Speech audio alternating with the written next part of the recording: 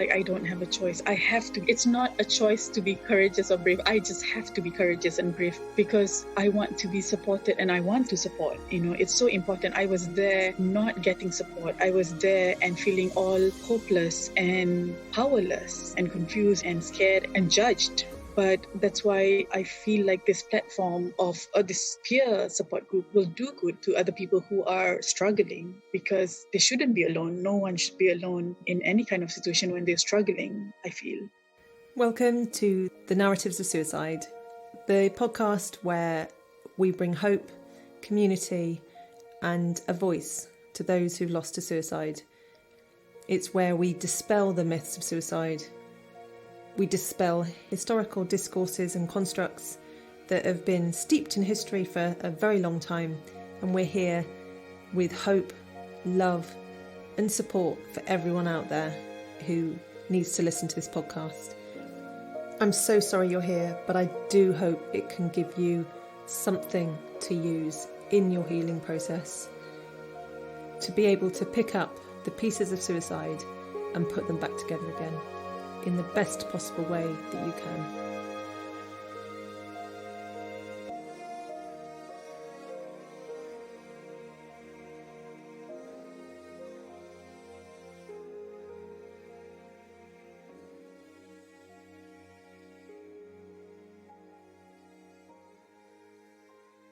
Okay, so today on the episode, we're graced to have Kak Ngah, all the way from Malaysia. And I think that's such an opportunity today to speak to you, Kak, about how you've experienced suicide loss. So very sorry to hear you lost a loved one to suicide almost 10 years ago. So you're on the journey with us suicide loss survivors, and we're very honoured to have you here, because I know for all of us on this journey, it can be really difficult to assimilate that loss with life.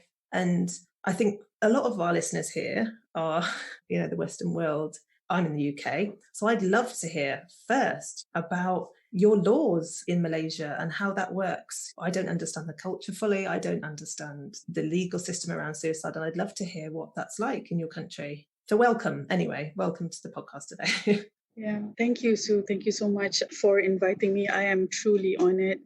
Nervous as it is, but I feel like I must show up. I must be here, not only for you, not only for the podcast, but especially for the people who are struggling. I was there once. Well, I still am struggling. There are times when it's harder than usual, but losing a loved one to suicide is really painful, as we know. And I felt really alone. And it's not easy because of the culture. And since mental health and suicide is not something that we as Malaysians are comfortable talking about, the stigma is so high here. And the law, for your information, in Malaysia, we are still decriminalizing suicide attempters. That means if someone is caught trying to attempt suicide, trying to take their own life and did not complete the attempt, they will be handed to the police, to the authorities, and they will have to either pay penalty or be jailed even. So that's the situation here. And a lot of mental health NGOs and some politicians here are trying to move forward with the agenda of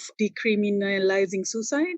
But it's still an ongoing debate. We're still not there yet. Singapore, our neighbor country, has decriminalized suicide on the 1st of January 2020, so quite recently. Wow. Yeah. Wow. So perhaps everyone in the area is still following the law, and I'm not sure, but Singapore is one of them definitely who just decriminalized suicide, and I applaud Singapore for that.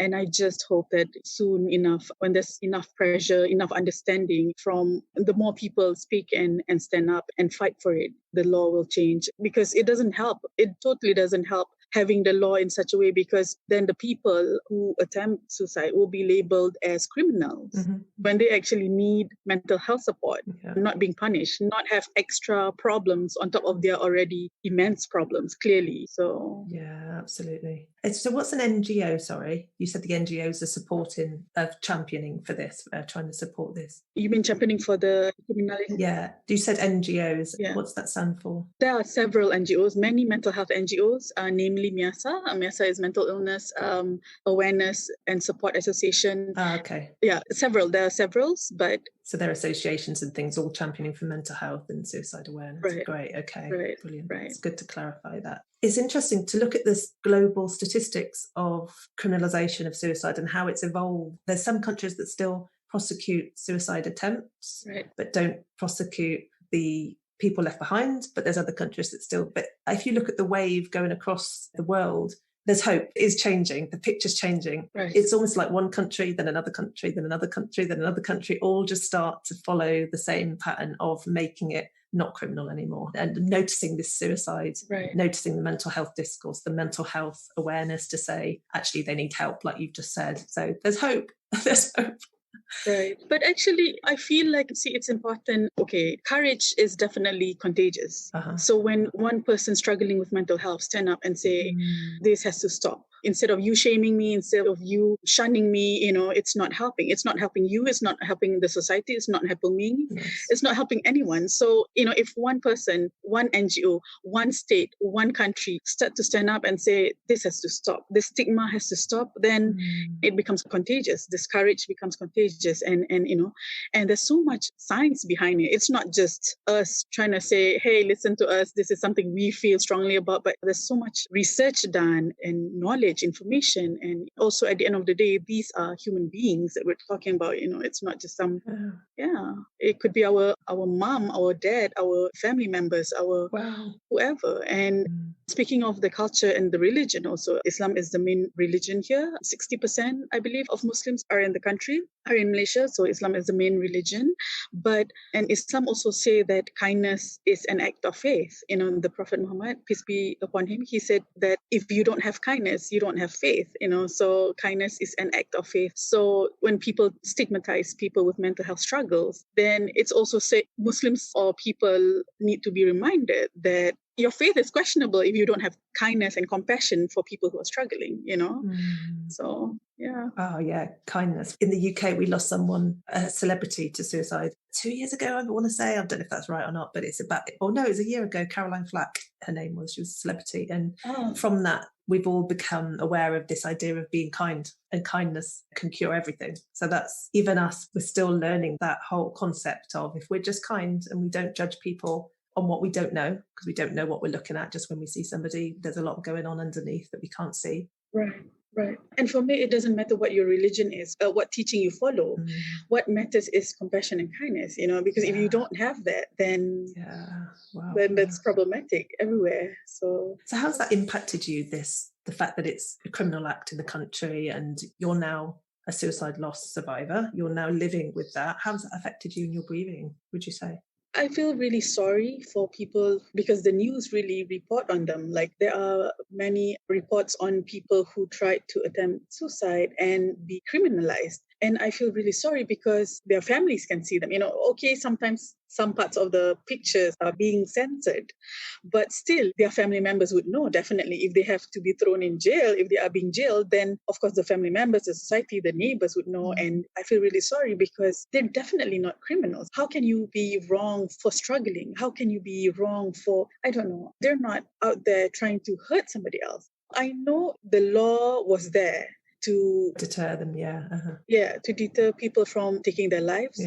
But it's not helping anymore. I think laws need to evolve with the need now. Things have changed, a lot have changed, and understanding and compassion is necessary. It doesn't help just by putting them in jail and cause more problems for them and for the family and for everyone. Yeah, it just creates shame, doesn't it? It is. It really just creates shame for the family, for everybody to have the picture. Right. So for you, when you lost somebody close, what impact did that have on you? Did you feel the shame? Did you feel the stigma? Because it was almost 10 years ago. So again, 10 years ago, a lot's changed in 10 years. What was it like back then for you? How did you cope? Did you just carry on as if nothing had happened? Did you fight like you are now with courage? What was it like initially? What did you go through? Not at all. Kak Ngah today and Kak Ngah 10 years ago, I'm totally different then. Back then, there was a lot of shame, confusion, definitely. It's hard enough to try to explain to myself what happened, what more trying to explain to people who are close to us, who meant well, who wanted to really understand what was going on, what happened. So, but the saddest part, I feel, or the most painful part is when it was out in the news and in the social media. 10 years ago, people were not aware. There was almost zero comments on mental health, like trying to give hope, or people saying like, if you're struggling with mental health, please go and find for help and things like that.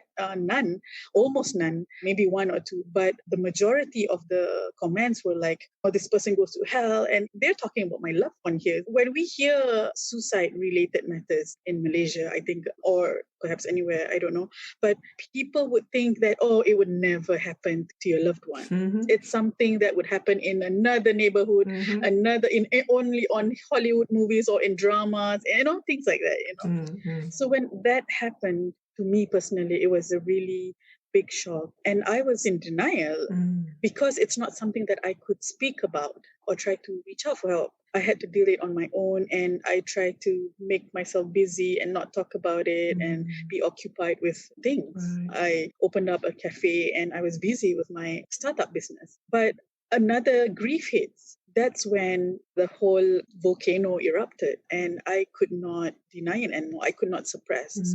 And suppressing is really dangerous, I feel, because you're not dealing with it. Still, there's emotions, painful, anger, all those things buried inside you. And if you don't deal with it, confront these feelings gently, they're still going to be there and they're still going to affect you. And only now, actually, I went to reach out for help only in 2019. Okay. I was struggling with depression and anxiety. Yeah, that's when I thought I had to. And I was dealing with a lot of suicidal thoughts myself. Then I realized the seriousness of it, then I realized that, wow, my loved one must have been dealing with mental health condition that he could not see any other way but to end his life. And because I got so scared that I was struggling with suicidal thoughts, that's when I feel like I don't want to repeat this. I don't want to hurt the people around me and things like that. And I said to myself that I must look for help. And I went to see a psychiatrist, and here it's such a taboo. It's highly stigmatized to go to seek for help for your mental health. But I wish I could convey the message that don't wait till it's so bad. Don't wait till your depression or your mental health condition is so severe that you would then only go for help, because early intervention is always better. But still, even if people are struggling to go get help, even if it's not professional help that they look for, I want people to reach out for help. And that's why I feel it's important that more people are talking about it, more NGOs, more people are standing up and fighting for this. And that's also the reason why I founded AWAS. AWAS, it's only a social media platform. It's not an NGO yet, not yet. But because of the suicide awareness, I was able to find people who are in the same boat. I was able to connect with other suicide loss survivors in Malaysia and internationally. So that helped. That really helped a lot to have peer support. Yeah. So AWAS, AWAS.Malaysia, isn't it, on Instagram? So that's somewhere that you've set up. That's something you've set up in order to create support for you, really, but then for other people to be with other people that understand. Right. Because you didn't have that initially. I went to an organization back then. I tried to reach out to an organization who champions suicide awareness and prevention, but because they didn't have any programs or any support for postvention, didn't know what to do with me. They said they're really sorry. They took my details and they never called till today. And now I think the government is really worried because of the pandemic. The suicide case here in Malaysia is on the rise. And now government is looking at postvention, which I feel postvention is really important because the suicide loss survivors, people who are bereaved by suicide, people who have lost loved one, family members, colleagues, whoever, by suicide are the ones who are also in need of support, in need of help. And research have shown that suicide loss survivors are at higher risk of suicide themselves.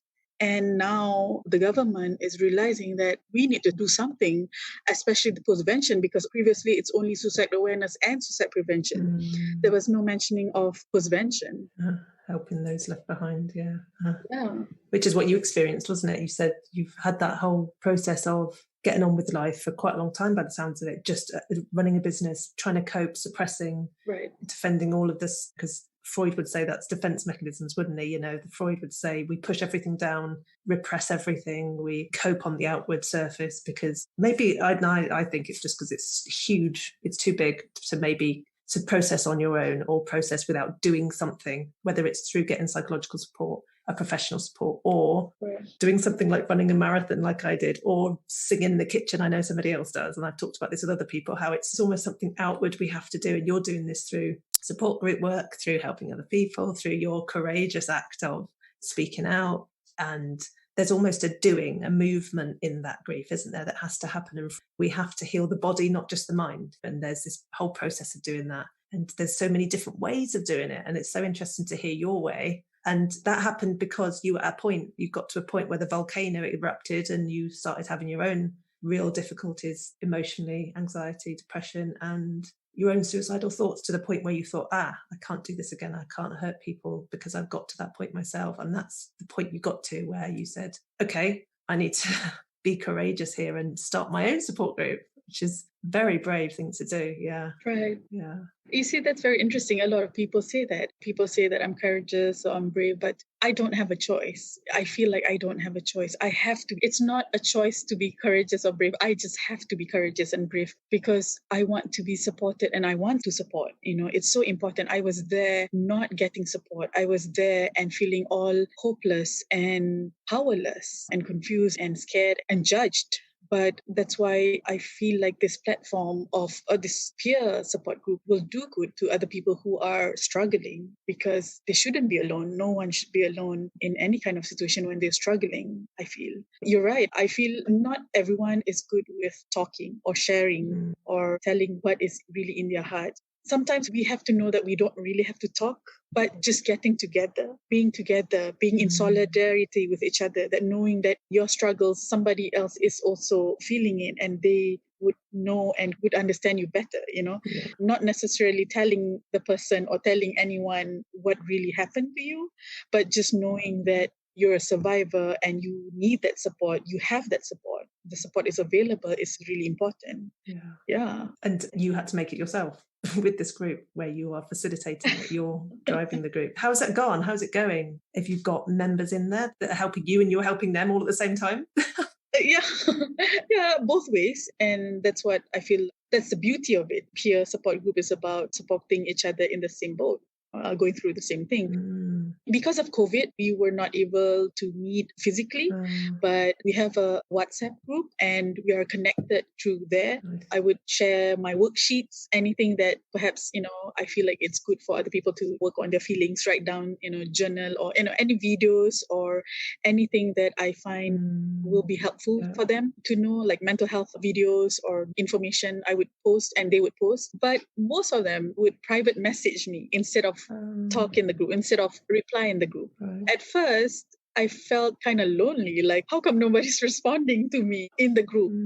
Because I wish it could be a two-way thing. Just because I initiated the support group doesn't mean that I'm all recovered or I'm all healed. I would love for them to know that I'm just exactly like them. We all have our struggles. We all have our moments. It's okay. I guess I taught myself to be understanding and to accept the fact that they are comfortable texting me privately instead of in the group. But for me, what matters is that they know the support is there. They know we have each other in case. Yeah. And it's only 5 of us, to be honest, only 5 of us in the group. That's why I feel like I need to talk more about this so that other people who are in need knows there is such thing as this here, support group. Not that I really want to go out there and tell people what happened to me, because on one hand, I feel like Malaysia is tough. Malaysians are quite judgmental and are not open to this topic. But on the other hand, I feel like I need to do this so that I can support and be supported, and because I want change at the same time. So it's something that I struggle with, but at the same time, I'm clear. I know why I'm doing this. I know I want to do this, but at the same time, I feel scared too. I feel worried for being misunderstood, for being judged, But hopefully, I'm glad that you want to be connected with AWAS. Mm. And I'm so glad that we are having this conversation, because it's good to know that people around the world for this cause are also supporting and would want to hear about this. Yeah, absolutely. Yeah, very much so. It just shows the importance of culture in how we grieve. I think it really shows how many of us go through the coping, the resilient, oh, I'll just get on with work. My research shows that we'd all get on with this real sense of, oh, I can just pretend it didn't happen, but you can't. And then you often see that explosion, the volcano at some point happen where someone says, maybe I need to deal with this now when they're ready. And I think that's the important part, when they're ready, when the volcano's hit and they're ready. Right. And that can be done in their own way. And I think all of that can change with cultural change. I do believe that the cultural change, and my research shows the cultural aspect of that makes a big difference. And again, that's why you're doing AWAS, that's why I'm doing this podcast, so we can hear these stories and spread awareness and spread this understanding of what it's like for us left behind, really, right, and what it's left, how we process that. Right.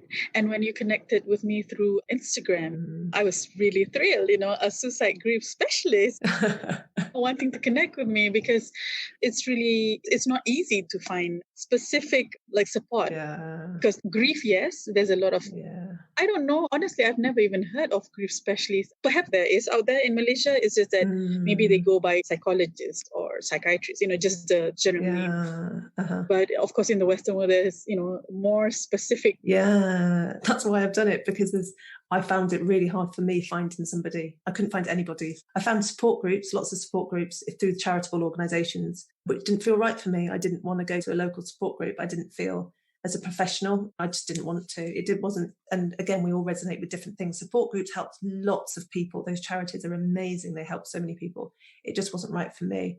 And I ended up with a therapist who understood, but it didn't feel like it necessarily recognises the trauma that's within a lot of these losses. There's trauma involved, and I'm really passionate about highlighting that aspect. Right. It's different to grief. It's different, full stop. We can't necessarily specify how it's different, because we are all different.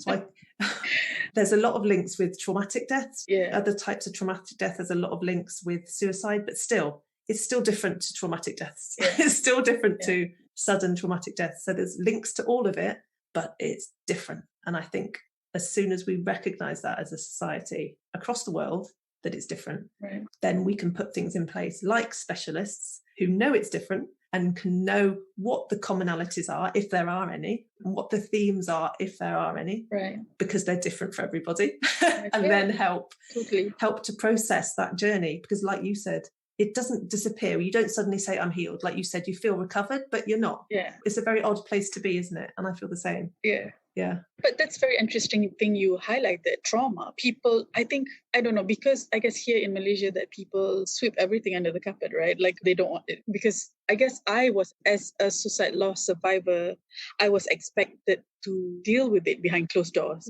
because I was not able to talk about it or grieve openly the way I grieved about I've lost my dad to cancer. And it was totally different. There was a real huge difference losing a loved one to suicide and losing someone to cancer. And I remember someone asking me, she said, oh, Kak Ngah, it's been, at that point of time, it was 5 years that I've lost a loved one to suicide. And she said, it's been 5 years and you're still not over it. And I'm like, whoa, excuse me, I don't think I'll ever be over this.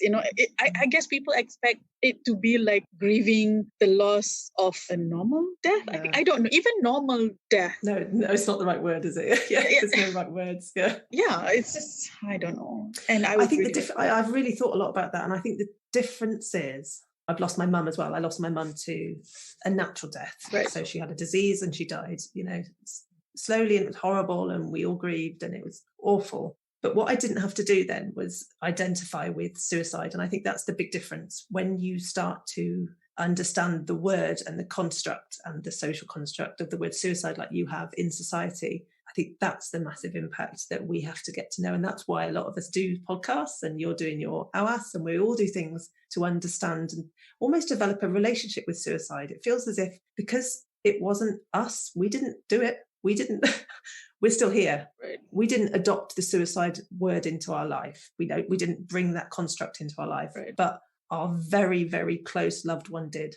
our very, very close one felt that they had to do that. So we then develop this construct for them. We then develop a relationship with the word suicide. We have to. And I don't think, again, it feels like a drive to me.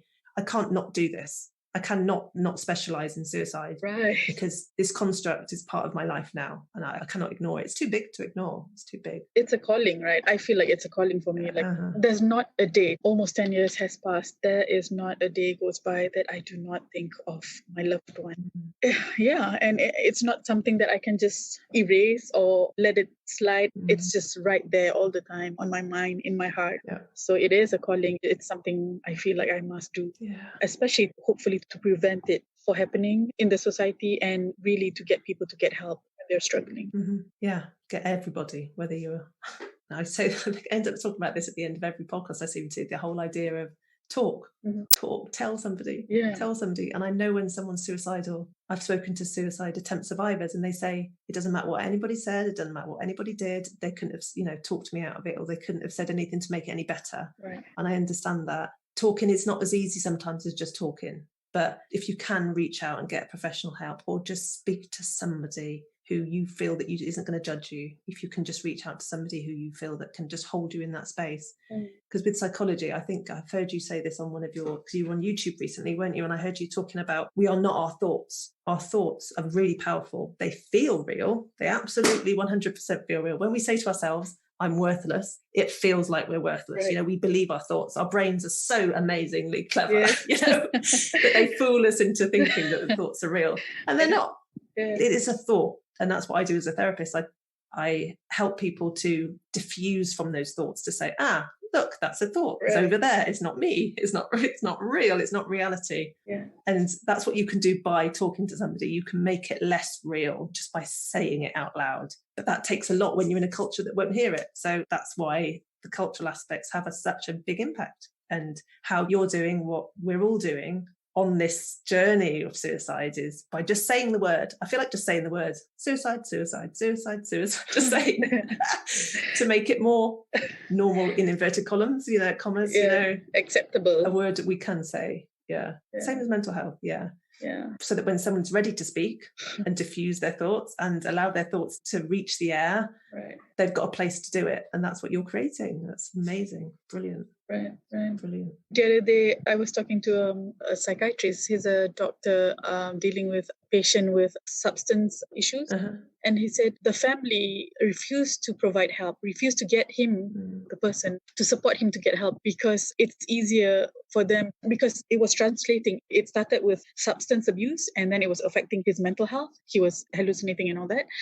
So the psychiatrist said the condition started with the substance abuse.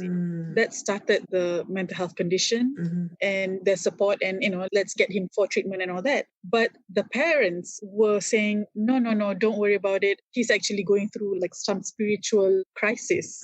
Because it's easier, I guess, it's easier for people to say he's being possessed by some spiritual elements or things like that, because then they shift the blame. They put the responsibility, not so much the blame, but the responsibility on something else, rather than to own up to having, my son is struggling with a substance addiction and yada yada. Yeah. But then it stops him getting help, I guess. Exactly. Yeah. Yeah. If they took responsibility, if they were able to, then they could take responsibility then for getting him help. They could ring the psychiatrist and say, help my son, couldn't they? I guess it's just that link, isn't it? Simple, really, isn't it? Right. But it's not simple at all. It's complicated because they've got their own history with religion and spirituality and law as well. They're in different, and we're all, and dealing with other people. I think the Asian culture in particular are so worried about what people say. What would people say? So it's better to say it's spiritual possession, then it's not anyone's fault. It's something that is beyond our control and things like that. So It's big stuff, isn't it? It's complicated, and it's a complicated picture for everybody, and we've all got to do our best, haven't we, to help those that we can with them, be there people when they're ready, like you are when they're ready. So how can people find you? They can find you on Instagram. Can they find you anywhere else? On Facebook as well. Okay, is that the same name, just AWAS? Yes. AWAS _Malaysia. AWAS stands for Awareness Against Suicide Malaysia. Okay. So it's supposed to be an awareness social media platform, but at the same time, you can find post-vention support for suicide loss survivors. So, okay. Yeah. Just out of interest, is it just for Malaysians? Can anyone access the support? in any country, or is it really there for Malaysians to get the support that they need? No, the reason why I put them Malaysia, so that Malaysians specifically know that, Yeah. because there was no help before this, there was no support group, right? Yeah. So that was the reason why I put Malaysia, so that Malaysians are aware. Yeah. But it doesn't have to be only for Malaysians. I have actually connected with suicide loss survivors from all over the world. Even we have someone, a Malaysian, but living in Japan. Ah, nice. Yeah. Wow. Got in touch with us to get support. And also a Canadian guy who just lost a brother to suicide. And he DM'd me, he texted me on Instagram. And he said, thank you so much for this page, for this Instagram post, all your posts. A lot of your posts resonate with me and I feel supported. It's so beautiful, being connected to anyone all over the world. Yeah. I feel like it's such a big... Great. Yeah. So and now with you. Yeah. So anyone could get in touch with you anywhere. Brilliant. So nice to hear. Yeah. So before we finish, is there anything else you want to leave people with in terms of if they've lost someone to suicide? You're almost 10 years on. What could you leave them with just to end? Any bits of hope or understanding that you've learned that can help? Definitely. I want people to know, I want suicide loss survivors to know that there is hope. And if you're struggling, especially with suicidal thoughts yourself, your thoughts do not have to be an action. Like we said earlier, there is hope. Reach out. It's important to know that it's okay to not be okay. It's okay to feel really down, really low. It's okay to feel like it's end of the world. It's like end of the world even. But it's not okay to be alone and struggle alone and let your thoughts, let your feelings, let your emotions drown you. And it's important. It's really important. Please know that there's help. There is support. You just got to reach out your hand and seek out for help. Yeah, thank you. I did a bit of calculations a couple of weeks ago that 800,000 people take their lives across the world by suicide. That was the latest figures, but that was 2 years ago. So it'd be really interesting to see the latest ones when they come out with the pandemic. Every 40 seconds? Every 40 seconds. Okay. Every 40 seconds, someone dies by suicide. And every 41 seconds, someone is left trying to make sense of it, right? So wow. Yeah. And if there's 800,000 that die by suicide, and the statistics say, they're not quite sure, like anything, but they say between 6 and 36, I think, people are affected by suicide, one suicide loss. So if there's 6 people, even the minimum amount that are affected that are left behind, that's almost 4.5 million a year people left behind. That's the minimum amount of people left behind. So when Kak, you say kind of there's somebody out there who can help, that's a lot of people that can help you, because for every year, if there's at least 4.5 million at least that understand what you're going through, that's how many people that are out there that can support. We can all support each other. And that's my tagline, is we're stronger together. Right. We absolutely, and all of those people left behind from suicide, like you, like me, we're stronger together. Yeah. And also people need to know that we don't necessarily have the answer. No. We don't have the magic pill to give you and make all your pain disappear. It doesn't work that way. But there are people who care. There are people who's right there, who are willing to listen or be there, even if you don't want to talk about it, but just be there and know, because to have someone validating those feelings, those emotions, I think that's really powerful. When I was diagnosed, when I developed clinical depression and anxiety, right, I felt really relief for being diagnosed because it became clear to me that, someone is validating my feelings and I'm not creating this up. Because of the fear and the shame, I feel like I have to carry this alone. So having the diagnosis actually validated those feelings, and it's so important. So I feel like the support is right there to validate, to know that what you are going through matters. Yeah.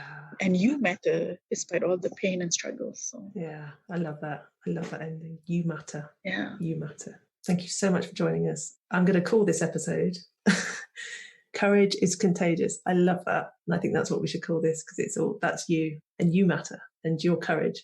Thank you. I hope will be contagious for many people, especially in Malaysia, who need the courage to reach out, who need the courage to say, reach out their hand and say, help me, validate my feelings. Right. Thank you so much for joining us. Thank you. Thank you. Thank you, Sue. Thank you. Thank you very, very much. Thank you.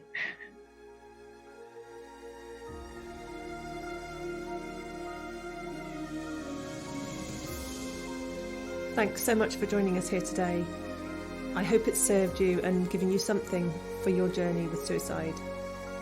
Come back and subscribe, like, do whatever you need to do on your platform to help us to raise awareness of suicide, because the more we keep saying the word, the more we can gain support for us left behind, and the more we can raise awareness of the word and how society sees it and reduce this stigma that's so attached to it. Please get in touch. You can find me on my website, suicidegriefsupport.com. I really want to hear from you. But for now, please take care of yourselves and take care of each other. And remember, we are stronger together.